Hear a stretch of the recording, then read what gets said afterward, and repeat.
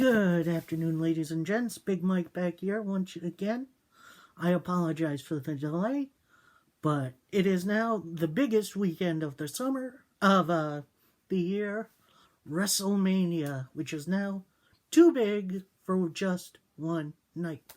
That is right. It takes place both on Saturday and on this Sunday, so we got more than a few matches to get through, so let's get it going.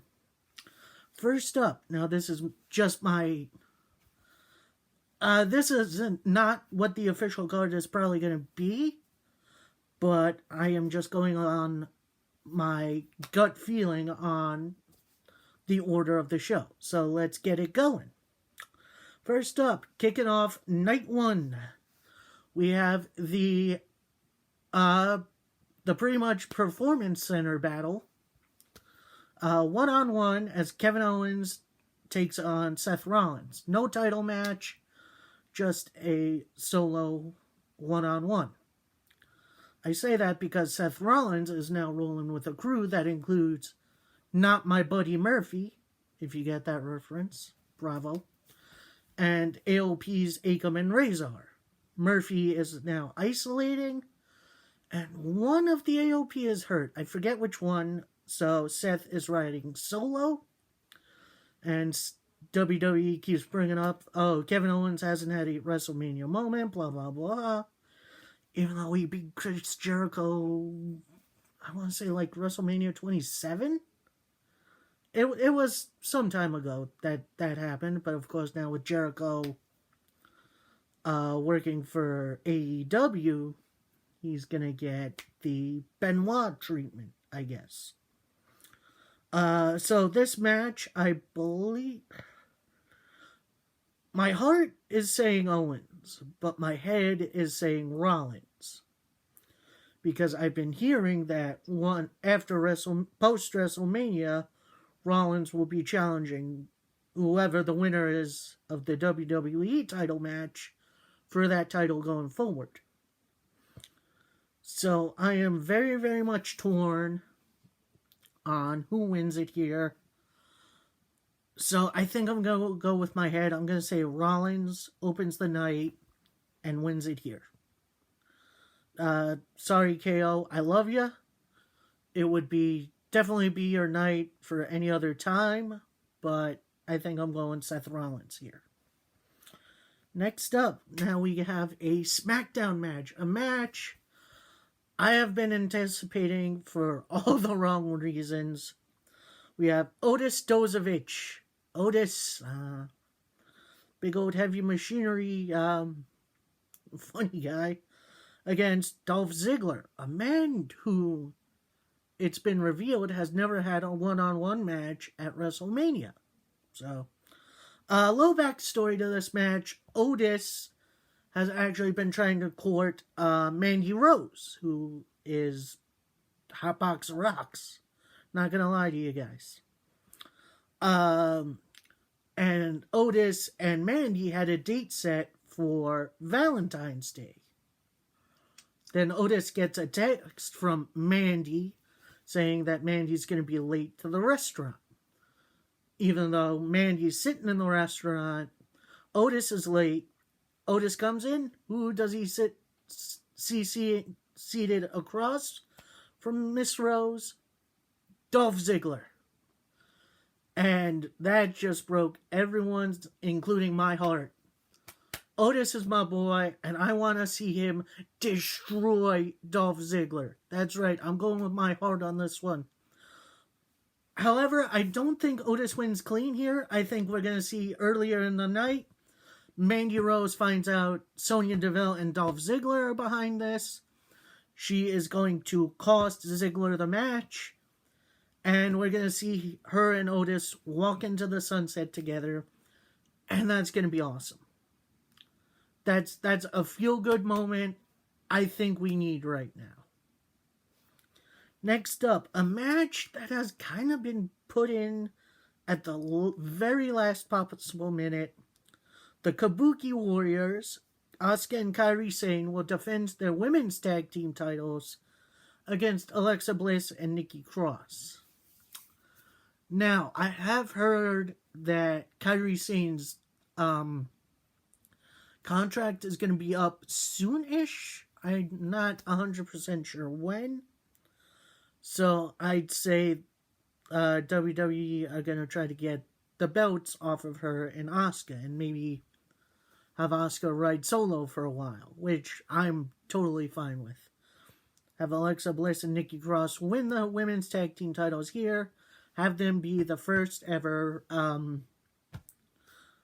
two-time women's tag team champions. And also WWE, please get the Iconics back. I love them. They're great. Alright, next match for the Intercontinental Championship.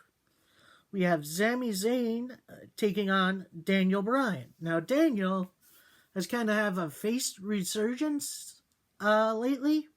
He has been teaming with Drew Gulak, who Daniel has been wanting to face for a while now. They did have a match pretty recently. I'm going to say like Elimination Chamber, which was a banger, and now they've kind of been an alliance.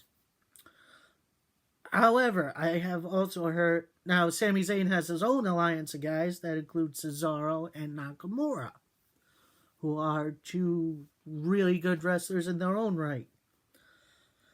This one is tough because I know Daniel Bryan is going to go into isolation after this match. I say after this match. This match pretty much already happened. WrestleMania has already been taped. So he's probably in isolation right now, staying away from his family. That sucks. Anyway, so I think Sami Zayn retains here, and then we'll see something a little better down the road for him. Maybe like, I don't know. We'll see. Next match, another singles match. A match that really doesn't belong here on WrestleMania, but whatever. It's here. It's Elias versus King Corbin. Corbin just this last Friday pushed Elias off of overhang in the Performance Center and pretty much killed him. Well, killed him in kayfabe. Sent him to a local medical facility, which I'm surprised they can still do that, but whatever. I think this is Corbin's match to win. As much as I hate to say it, it's his to win. So, whatever. Another last-minute addition with no build whatsoever. Aleister Black versus Bobby Lashley. I don't know why this match is on this card. There has been zero build for this match, other than Black squashing jobbers. So I think Black is going to win here. It should be quick. It should be painless. It should be done. Alright. Next match, we have the Raw Tag Team titles on the line, as the Street Profits take on the Selena Vega-led Angel Garza, and it was supposed to be Andrade Cien Almas, but he got hurt. No, he doesn't have the corona. He got hurt, and he was replaced by NXT's Austin Theory, which is a very fast call-up, and hopefully we get to see his stuff. However, I do believe that the Street Profits are going to win here because they're the actual tag team. Alright, next match. A match that has been built beautifully, even through this hard time. You have Edge stepping into the ring as a solo act, so not in the Royal Rumble, against Randy Orton, last man standing. Now, This match is a little bit unique because it is not pinfall, it is not submission. The goal of this is to incapacitate your opponent enough for the ref to make a 10 count, and the match ends. So I believe this is Edge's match to win. This is his first singles match in 9 years, which is crazy. And Orton is a super safe, super reliable hand in the WWE and is the perfect opponent for an Edge return. Alright, next up in a ladder match for the SmackDown Tag Team titles. As it's posted right now, it's The Miz and John Morrison, who are the current champions, taking on the New Day, taking on the Usos. However, during these tapings, The Miz has had flu/cold symptoms, which might impact a match later on. So I believe the rumor is it'll get changed to a one-on-one match for the titles. Still ladder match. So it will be John Morrison versus an Uso. Whether that be Jimmy or Jay, I don't know. As of right now, I believe the New Day are 8-time tag team champions, while the Usos are 7-time tag team champions. So I think what is going to happen here is the Uso is going to win the ladder match. And then that'll put the New Day and Usos on even footing. And then we'll see a rubber match down the road between those two teams. Which is, I'm all for, let's get the finale done. And we'll see what happens after that. Next up, it is The Undertaker, the Dead Man, returning to WrestleMania, in which he missed last year, which is very surprising to me, taking on AJ Styles in a Boneyard match. Now, this is not going to be a normal match. It's not going to take place in a ring. From what I can tell, it's going to take place in a graveyard, so my mind is going Buried Alive, which is Undertaker's signature match. Styles is going to bring his boys, Gallows and Anderson, and Undertaker is going to bring a Holy Trinity with him. An Unholy Trinity, which makes me think Kane, maybe Big Show, maybe we'll see the Acolytes, the APA, JBL, and Farouk. Either way, I think this is going to be an Undertaker win. As much as I want to see Styles get the win here, I think Undertaker needs a pretty big win. Next up, in a Fatal 5-Way Elimination match for the SmackDown Women's title, we have Bayley, the champion, taking on Lacey Evans, Naomi, Sasha Banks, and there's nobody Mina but Tamina. So I believe the final two of this is going to be Bayley and Sasha Banks because, you know, they're going to be best friends. They're going to be teaming up. And then we're going to get a turn from somebody. Who it's going to be, I am not sure yet. But, you know what? I am sure. I think we're going to see Bayley turn on Sasha, retain the match, and then we're going to see that rivalry going forward. And yes, I hear you. Oh, it's the Four Horsewomen. Four Horsewomen dominate. I don't care. This is the one, feud that NXT have done pretty much perfectly. That the main roster still has no idea what they're... Sorry, Raw and SmackDown really haven't tapped into yet.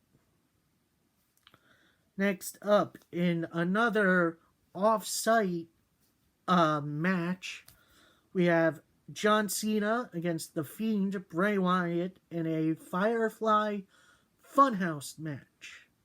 Now, I've heard this is going to get like a big movie treatment, kind of like the, what was that? Was a match between Wyatt and Orton? Not at WrestleMania, but I think like a little bit before that, where they were in a house. It's kind of going to be something like that. It's going to be away from a ring. This is Bray Wyatt's match to win as a revenge from WrestleMania 30, in which Cena beat a pre-Fiend Bray Wyatt, who was still super awesome. Next up, a match I am glad to be seeing on this card. It is very much well earned. You have the Raw Women's Championship being defended as Becky Lynch, who at this point has held this title for a year since last year's WrestleMania, taking on Shayna Baszler, one of Ronda Rousey's 4 horsewomen cohorts, who kind of got started in pro wrestling before Ronda did, actually, if I remember correctly. As much as I want to see Baszler win, and that would be really, really cool.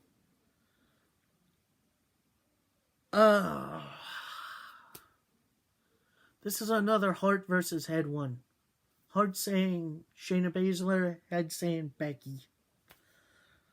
Although I do believe Becky is kind of on her, not really on her last leg. She has kind of gone back to the mannerisms. Pardon my French there. But I think Shayna has Becky's number. And I think Shayna's going to walk out of this Raw Women's Champion. Next up, we have an interesting one. Spear versus Spear, as Bill Goldberg defends his Universal Championship right now as advertised against Roman Reigns. However, due to this pandemic and his battle with leukemia, weakening his immune system, Roman has officially pulled out of this match. Now, I am not 100% sure who is going to replace him. A lot of people are saying Braun Strowman, which I wouldn't be against, but I'm not really 100% with. I think either way, this is going to be a passing of the torch. Is it though? Because I believe they really want Bill Goldberg versus Roman. Plus, if they're going to take a break after WrestleMania, maybe they could save Goldberg and Roman for SummerSlam, maybe? So I think, you know what? I'm going to say Bill Goldberg's going to retain here. As much as it pains me, as much as it hurts, Bill Goldberg's going to get the win here. Now, next up, a very unique title match, as the NXT Women's title will be on the line, as Rhea Ripley defends against Charlotte Flair. Now, I have faith that Rhea will retain her championship. However, if Charlotte does win, maybe that'll give a boost to NXT. Charlotte goes to NXT short term. Maybe we'll see Rhea get a call up to either Raw or SmackDown to shore up their women's division a bit. There's some really interesting scenarios that can go on. However, I do believe Rhea Ripley's going to get the win here. And that'll prop her up as a major player in WWE going forward. Now, last match, the main event for night 2. We have the WWE title match, as Brock Lesnar, yes, Brock is still champion, takes on the Royal Rumble winner, Drew McIntyre. Drew has been pretty much the golden boy since his early days in WWE. Then he left WWE, became a major player elsewhere, came back, and he's been killing it. I was really surprised when he won the Rumble this year, so that's great. And I think they're going to complete the crowning achievement of Drew, even though there's no fans going to be at this WrestleMania, which is sad. But hopefully, I will still celebrate with him. I think this is Drew's match to win, and I hope it's a banger. Alright, that is it from me. I hope you enjoyed. Leave your own predictions either on my Twitter thread, on Facebook, on this video. And I hope you guys stay safe, stay healthy, wash your damn hands, and stay inside. I know it's a tough time for everybody. We'll get through this together. We'll come around the outside. We'll come back even stronger than ever. I thank you all for watching, and have a good one. Peace.